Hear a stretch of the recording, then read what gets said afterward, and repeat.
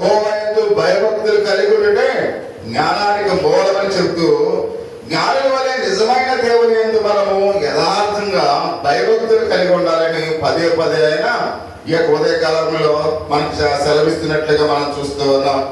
ఎందుకంటే ప్రియమైన వాళ్ళ మనం ఎందుకు ఆయనకు భయం చూపించాలి, మనం ఎందుకు ఆయన్ని గౌరవించాలంటే మనం ఆయన ఎదుట అయోగ్యులమైన వారిగా ఉన్నాం.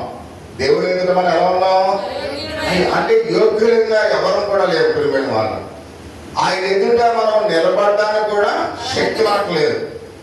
ఆయన సర్వాధికారం కలిగిన దేవుడు కనుక ఆయన ఎదుట మనం అయోగ్యులుగా ఉన్నాం కనుక మనం ఆయనకి ఏం చేయాలి, గౌరవాన్ని మనము ఇవ్వవలసిన వారు అనేట్లుగా మనం చూస్తూ ఉన్నాం. అంత మాత్రమే కాకుండా ప్రియ సహోదరి సోదరుడు ఆయన మాట్లాడుతూ ఉన్నాడు, దేవుడి వలను పురుగులు నలిపినట్లుగా ఆయన నలిపేయగలడు. ప్రియమైన వాళ్ళ ఎందుకంటే మనం ఆయన ఎదుట మనము ఏమాత్రం కూడా అర్హత వారికి లేదు. పురుగుల్ని ఎలా నలిపివేస్తే చూడండి, చీమలను పట్టుకుని ఎలా అనాలనుకోండి, కొన్ని వందల చీమలు చనిపోతాయి. అంటే మానవుని యొక్క జీవితంలో కూడా దేవుని చేతిలో మనం పురుగుల్లాగా ఉన్నాం. ప్రియమైన వాళ్ళ మన ఏదో బలమైన వారంగా ఏమీ లేవు, శక్తివంతమైన వారంగా ఏమీ లేవు. మనందరం కూడా దేవుని చేతిలో పురుగుల్లాగా ఉన్నాం. ఆయన పాపం వస్తే ఇలా అన్నాడు అనుకోండి, ఇక్కడ ఉన్న మన అందరం కూడా ఒక సెకండ్ లో చనిపోతాం. అంటే దేవుని ఎదుట ప్రతి మనుష్యుడు కూడా పురుగు వల్లే ఉన్నాడు అనే విషయాన్ని మనం గమనించవలసిన వారినట్లుగా మనం చూస్తూ ఉన్నాం. ఆయన తన కృపను బట్టి, ఆయనకున్న ప్రేమను బట్టి మనం ఏం చేస్తున్నామైనా చూస్తూ ఉన్నాడు, ప్రేమిస్తూ ఉన్నాడు. జీవించి బ్రతుకుగానే మనకు ఒక ఆ కృప ద్వారా మనకు ఆ జీవితాన్ని ఇస్తూ ఉన్నాడు. అంటే మనం ఈ విధంగా కూర్చుని దేవుని ఆరాధిస్తున్నామంటే దేవుని కృప మాత్రమే అని ప్రతి ఒక్కరు కూడా గమనించాలి. నేను ఒక సంఘటన జరిగింది. ఒక అడుగుని ఆవిడ దారిపోయి ఒక అబ్బాయిని డబ్బు అడిగితే, అది ఉద్యోగస్తుడే, నీ పెన్షన్ అవుతుంది, మీ ఆయనకి పెన్షన్ అవుతుంది, ఇంకా అడుగుకుంటున్నావేంటి అని మామూలుగా పెద్దామని లాగి తీసి గొమ్మ కొట్టాడు. అక్కడ ఉన్న వాళ్ళందరూ కూడా, బాబు నీకు ఏమన్నా ధర్మం చేయాలనుకుంటే ధర్మం చేయి, అంతేగాని లేకపోతే లేదని చెప్పు, అంతేగాని నీకు పెన్షన్ అవుతుంది, మా ఇంట్లో పెన్షన్ అవుతుంది, ఇంకా అడుగుకుంటావేంటి అని పట్టడం అని తప్పు అని వాళ్ళని అతను ఏం చేశారు, గద్దించారు. అంటే కొన్ని కొన్ని సందర్భాల్లో మనుషులు అవివేకంగా మాట్లాడుతూ ఉంటారు. కాబట్టి ప్రియ సహోదరి సహోదరుడా, ఎప్పుడు కూడా మనము ఈ విధమైన నిర్లక్ష్య వైఖరిని కూడా మనం అవలంబించకూడదనే విషయాన్ని మనం చూస్తూ ఉన్నాం. అంటే ఇక్కడ ఒక విషయాన్ని మనం గమనించినట్లయితే ప్రియ సహోదరి సహోదర, లోకంలో అనేక మంది ప్రజలు అనేక ఇబ్బందులు పడుతూ ఉన్నారు. ఆహారం లేక, వసతులు లేక ఎన్నో ఇబ్బందుల పాలు అవుతూ ఉన్నారు. కొన్ని కొన్ని సందర్భాల్లో మనం చూస్తూ ఉంటాం, ఆ ప్లాట్ఫారం మీద పడుకుంటే ఆ రాత్రి అంతా కూడా ఆ దోమలు కుట్టి తన శరీరానంతా కూడా ఎన్నో ఇబ్బందులు పాలు చేస్తుంటారు. ఆ రోడ్ల మీద, ప్లాట్ఫారాల మీద ఎంతో మంది అలాగే పండుకునే వస్త్రాలు లేక ఎన్నో ఇబ్బందులు పడుతుంటారు. వాళ్ళు హాస్పిటల్కి వెళ్ళే దాఖలాలు ఎక్కడ కూడా ఉన్నప్పుడు వాళ్ళకి ఎటువంటి బలహీనతలు అనేవి మనం ఒకవేళ వచ్చిన వాళ్ళు ఎక్కడికి వెళ్ళలేని పరిస్థితి. అలాంటిది ఒక్కసారి మనం ఒక ప్లాట్ఫారం మీద తెల్లవారు పడుకున్నాం అనుకోండి, తెల్లారి మనం ఎక్కడికి వెళ్ళిపోవాలి, హాస్పిటల్కి వెళ్ళిపోవాలి. అంటే ఆ దోమల వల్ల ఏదో బలహీనత అనేది మనకి వస్తుంది. అంటే మనకు ఒక రోజు అలా ప్లాట్ఫారం మీద పడుకుంటేనే మనకు జ్వరం వచ్చేస్తుంది. కానీ ఎన్నో రాత్రులు వాళ్ళు ఆ రోడ్ల మీద, ఆ ప్లాట్ఫారం మీదే పడుకుంటున్నారు. వాళ్ళకి ఎటువంటి జ్వరం అనేది లేదు. కారణం ఏంటి? వాళ్ళ దేవుడు కాపాడుతూ ఉన్నాడు, వాళ్ళని దేవుడు సంరక్షిస్తూ ఉన్నాడు. అలాగే ప్రతి విషయంలో కూడా మనను కూడా ఆయన కాపాడుతూ ఉన్నాడు. అంటే దేవుడు మనను కాపాడకపోతే మనం ఈ విధంగా ఇక్కడ కూర్చునే వారము కాదు. ప్రియమైన వారు, మనం ఎంతటి వారమైనప్పుడు కూడా కొన్ని కొన్ని హాస్పిటల్ దగ్గరికి వెళితే అసలు ఆ 2 రోజులు మనకు భోజనం చేయలేము. ప్రియమైన వారు, అక్కడున్న పేషెంట్ లేక పరిస్థితులు చూస్తే, అక్కడున్న పరిస్థితులు మనం చూస్తే అనేకమైన బాధలు, అనేకమైన కష్టాలు, మనిషికి ఒక బాధ, మనిషికి ఒక వేదన, మనిషికి ఒక అక్కడ చూసినట్లయితే వాళ్ళు చెప్పే మాటలు వింటే మనకు అసలు నిద్ర పట్టదు ప్రియా సహోదరి సహోదరుడా. ఎందుకు చెప్తున్నానంటే ప్రపంచం మనం అనుకున్నంత చక్కగా ఏమి లేదు. ప్రజలందరూ కూడా సంతోషంగా లేరు. ప్రజలందరూ కూడా అనేకమైన వేదనలో, బాధలో, కష్టాల్లో, ఇరుకుల్లో, ఇబ్బందుల్లో, సమస్యలతో నిండిపోయింది మన దేశం, ప్రపంచం కూడా. కానీ మనం ఈ రీతిగా ఇక్కడ ఈ సమయంలో సంతోషంగా ఉన్నామంటే అది దేవుని కృప మాత్రమే. దేవుని కృప లేదే మనము కూడా ఈ విధంగా కూర్చోలేము ప్రియా సహోదరి సహోదరుడా. కాబట్టి ఈ విధంగా మనం సజీవులుగా ఉండి ఆరోగ్యవంతులుగా ఉండి అయితే ఇక్కడ దేవుని ఆరాధించడానికి కూడా మనం కృతజ్ఞత ఆ భావన చూపించలేకపోవడం ఎంత దౌర్భాగ్యం. ఒకసారి చూడండి. వాళ్ళేమో వాళ్ళ కష్టాలను బట్టి దేవుని మందిరానికి రాలేకపోతున్నారు, వాళ్ళ సమస్యలను బట్టి దేవుని యొక్క సన్నిధానానికి రాలేకపోతున్నారు, వాళ్ళ ఇబ్బందులను బట్టి దేవుని దరిదాపులోకి రాలేకపోతున్నారు. అన్నీ బాగున్నా కానీ నువ్వు చేసిన మేలును బట్టి యేసయ్యా ఈ మందిరంలో నేను స్తుతిస్తానయ్యా అని మనం అనలేకపోతున్నాం. ఎంత దౌర్భాగ్యం ఒకసారి గమనించిన ప్రియమైన వారు. అంటే దేవుడు మనం ఇంతగా చూస్తున్నప్పుడు కూడా కృతజ్ఞత భావన లేని వారిగానే మనం మిగిలిపోతూ ఉన్నాం. ఒకవేళ మనకన్నా ఆ ప్లాట్ఫారం మీద పండుకున్న వాళ్ళే బెస్ట్. ఎందుకంటే వాళ్ళు దేవుడు వాళ్ళని కాపాడుతున్నందుకు వాళ్ళు అయ్యా మాకు ఏమి లేకపోయినా నీవు మాకు తోడుగా ఉన్నావని వాళ్ళు దేవుని ఏం చేస్తున్నారు, కనపరుస్తూ ఉన్నారు. అంటే ఇప్పుడు సహోదరి సహోదరుడా, దేవుని యొక్క ఒక్క క్షణము మనల్ని విడిచిపెడితే మనం దేనికి పనికిరాము అని ప్రతి ఒక్కరూ కూడా మనం ఆలోచించాలి. అందుకనే జాగ్రత్తగా మనం ఆలోచించాలి, జాగ్రత్త నిర్ణయాలు తీసుకోవాలి. అజాగ్రత్తగా మనం ఏమాత్రం కూడా ఉండకూడదని అపోస్తలుడైన పౌలు ఈ ఉదయాన్నే మనతో మాట్లాడుతున్నట్టుగా మనం చూస్తూ ఉన్నాం.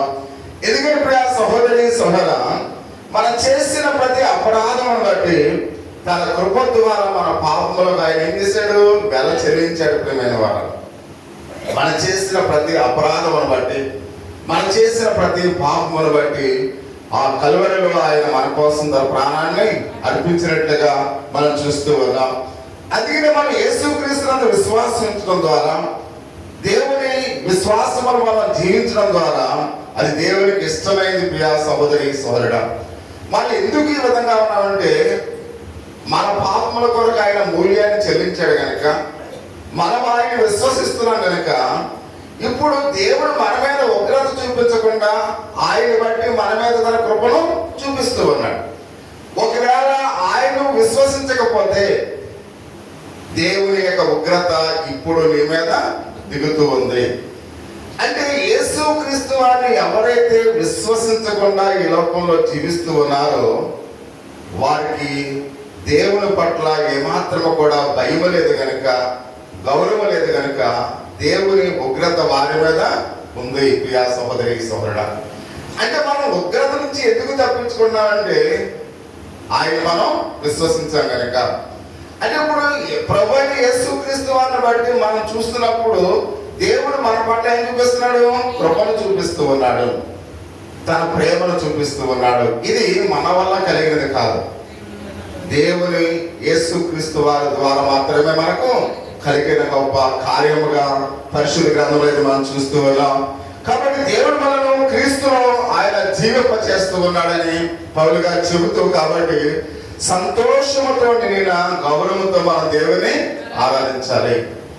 అంటే మనం ఏదో బలవంతంగా ఇక్కడికి రాకూడదు. ప్రియమైన వాళ్ళు, ప్రార్థనకు ఎవరో చూడండి గెండితే మనం వెళ్ళకూడదు.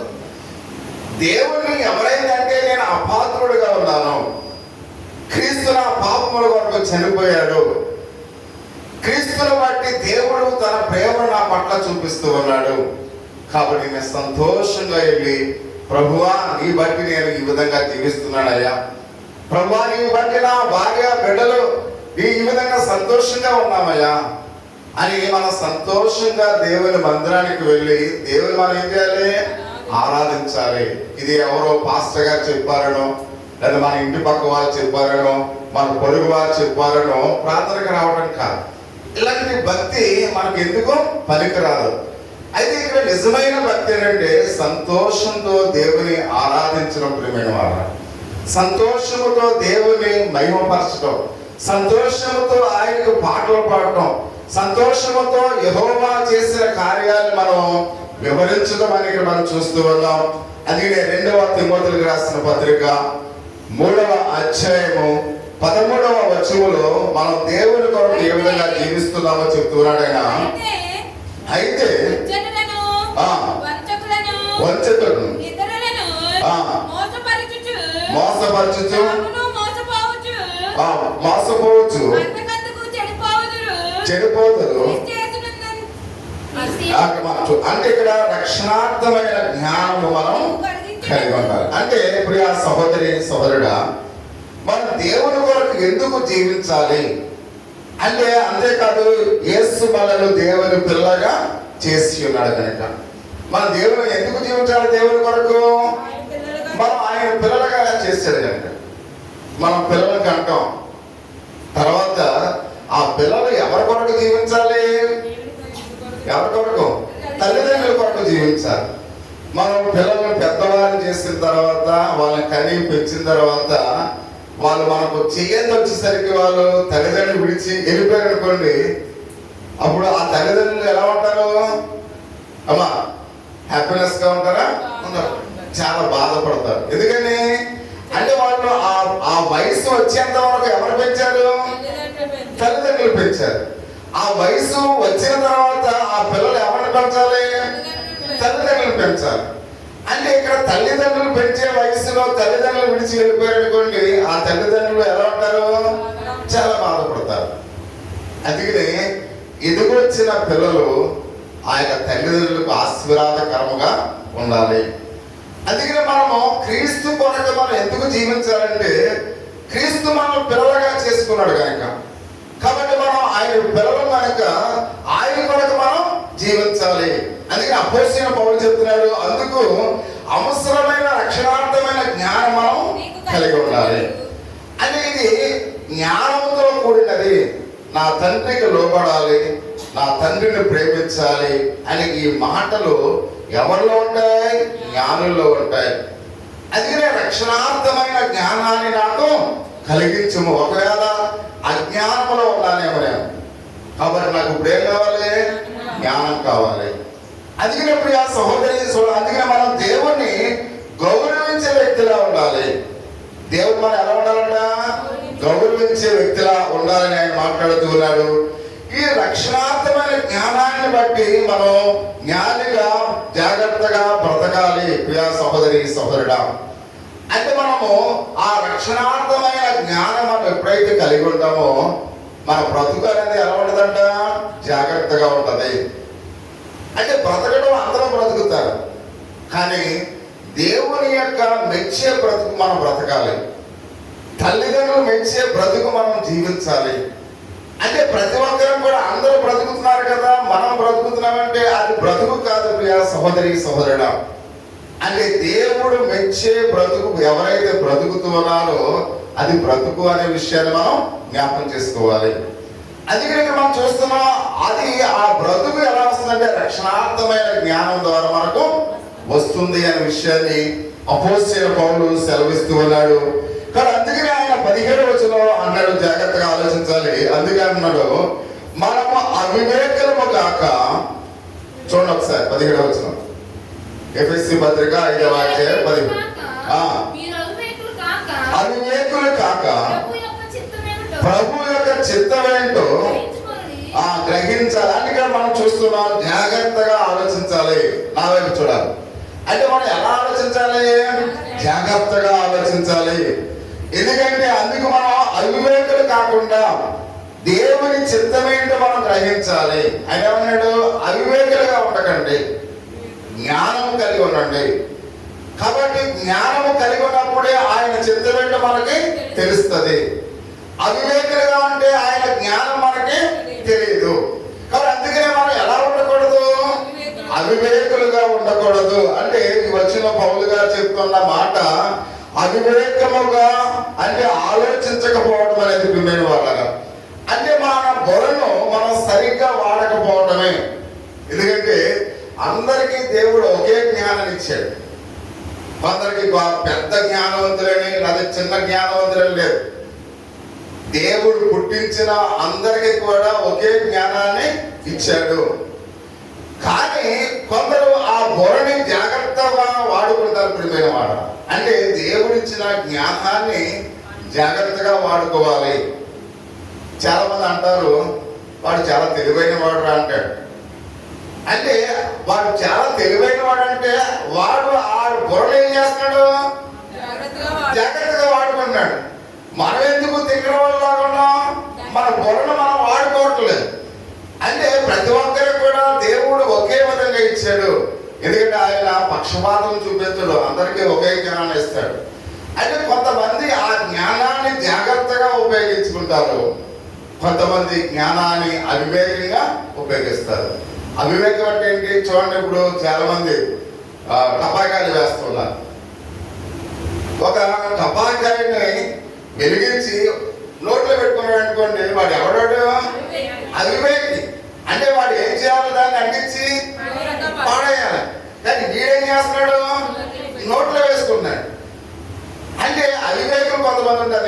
నేను ఆ రోడ్డు మీద వెళ్తుంటే ఒకడు సైకిల్ మీద వస్తూ ఈ చేతిలో పట్టుకుని నా దగ్గరికి వచ్చేటప్పుడు నేల మీద టమేమని కొట్టాడు. పేరకుండా పక్కే. అంటే వాడు జ్ఞానవంతుడు కాదు. అంటే జనసముద్రం అంటే జనాల దగ్గర వాడు పెంచాలి. వాడేం చేస్తున్నాడు?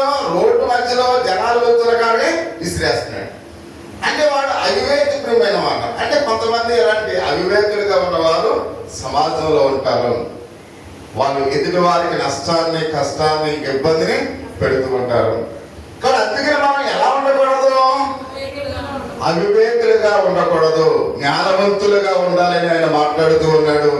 అందుకనే ఇక్కడ అలాగే ఎవరైనా మనం గమనించినట్లయితే ఇప్పుడు